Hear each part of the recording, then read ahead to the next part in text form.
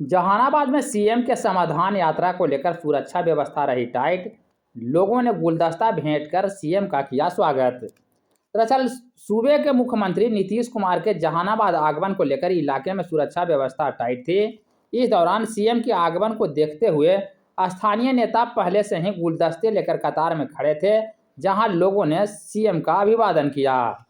समाधान यात्रा पर जहानाबाद आए सीएम ने किस प्रकार लोगों का अभिवादन एवं समस्याओं से अवगत हुए, आइए देखते हैं। आप लोग बस यहीं रुके ना, बस हो गया, आप लोग आगे मत बढ़िए, चलिए।